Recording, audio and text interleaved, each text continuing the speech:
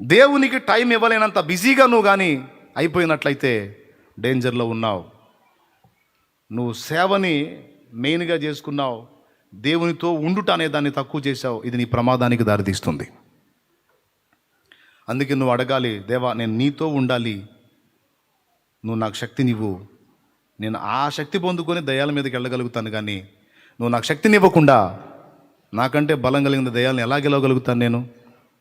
ఈ రహస్యాన్ని గుర్తుపట్టిన వాడు దేవునికి టైం ఇస్తాడు. Praise the lord. Hallelujah, hallelujah. ఈ రహస్యాన్ని గుర్తుపట్టలేని వాడు పొద్దంతా తిరుగుతూ ఉంటాడు, దేవుని దగ్గర కూర్చోడు, పాపం ఏమీ సాధించలేడు. వెంకట్రావు సుబ్బారావు ఇద్దరు కట్టెలు నరగటానికి అడవికి వెళ్ళారట. వెంకట్రావు సుబ్బారావు ఇద్దరు పొద్దున్న నుంచి సాయంత్రం దాకా ఇద్దరు కట్టెలు నరికారు. ఒకడు నరికిన ఏమో 30 కిలోలు అయితే, ఒకడు నరికిన ఏమో 80 కిలోలు అయినాయి. ఒకడే 30 నరికాడు, 30 కిలోలు నరికాడు. ఒకడే 80 కిలోలు నరికాడు.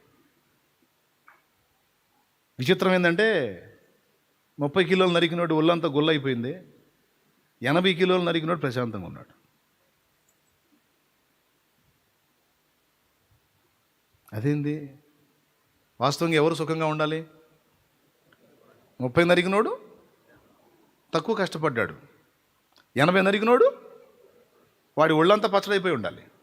కానీ వాడు హ్యాపీగా ఉన్నాడు, ప్రశాంతంగా ఉన్నాడు. 80 కిలోలు నరికాడు, వీడు గందరగోళం అయిపోయాడు, గుల్ల అయిపోయాడు. కానీ 30. ఏం జరిగి ఉంటుంది? వాడేమో 30, వీడేమో 80. చివరికి ఇంతకీ 80 నరికినోడు ఎవరు? సుబ్బారావు. 30 నరికినోడు ఎవడు? వెంకట్రావు. ఈ సుబ్బారావుని వెంకట్రావు గమనిస్తున్నాడు. కంటిన్యూగా నరకట్లా, కాసేపు నరుగుతున్నాడు, కాసేపు కూర్చుంటున్నాడు, కాసేపు నరుగుతున్నాడు, కాసేపు కూర్చుంటున్నాడు. ఇదేందిరా కూర్చుంటున్నాడు, మళ్ళా లేచి నరుగుతున్నాడు, కూర్చుంటున్నాడు, లేచి నరుగుతున్నాడు. వాడు ఏమో అన్నీ అయిపోతున్నాయి, నేనేమో ఆపకుండా నరుగుతున్నా సరే నా ఏమో కావటం లేదు, అసలు ఏంది? సాయంత్రానికి అడిగాడు సుబ్బారావు అని వెంకట్రావు. ఏం సుబ్బారావు, నువ్వు హాయిగా కూర్చున్నావు, లేచి నరికావు, నేనేమో ఆపకుండా నరుగుతానే ఉన్నాను. కూర్చుని లెగుస్తా కూర్చుంటా నరిగితే నువ్వు ఇన్ని నరికావు. అచ్చంగా నరకటం మొదలుపెట్టి ఆపకుండా నరికిందా నేను ఈ కొంచెమే నరికాను. కారణం ఏంటి? నువ్వు కూర్చున్నప్పుడు వాస్తవంగా తగ్గిపోవాలి కదా నీ, కానీ ఎందుకని ఎక్కువ నరకగలిగావంటే అప్పుడు రహస్యం సుబ్బారావు చూస్తున్నాడు. ఒరే నేను కూర్చున్నానన్న సంగతి అర్థమైందని నీకు, నేను ఖాళీగా కూర్చోలేదురా, ఆ కూర్చున్న టైంలో గొడ్డలకి పదును పెట్టుకుంటున్నాను రా అన్నాడట. ఖాళీగా కూర్చోలేదురా, నేను ఆ కూర్చున్న టైంలో గొడ్డలికి పదును పెట్టుకుంటున్నాను. నువ్వేం చేస్తున్నావు? ఫస్ట్ 4-5 కట్టెలు కొట్టేసరికి నీ గొడ్డలి మొద్దుబారిపోయింది. పదును పెట్టడం పక్కన పెట్టేసి పదును కోల్పోయినటువంటి గొడ్డలు తీసుకొని ఎగబడి నరుగుతున్నావు. చెమట్లో కక్కటం, ఒళ్ళు గుల్లవటం తప్ప ఏమన్నా కట్టె దిగిద్దా? అంటే ఏం చేయాలి? మధ్యలో ఆ టైం తీసుకోవాలి కదా, కష్టం దాన్ని షార్ప్ చేసుకోవాలి కదా. కొంతమంది సేవ చేయటం ఇంతే ఉంటుంది, తెంపు లేకుండా పరిగెత్తుతూనే ఉంటారు, సాధించింది ఏమి ఉండదు, ఫుల్ బిజీ, పొందింది ఏమి ఉండదు, గెలిచింది ఏమి ఉండదు.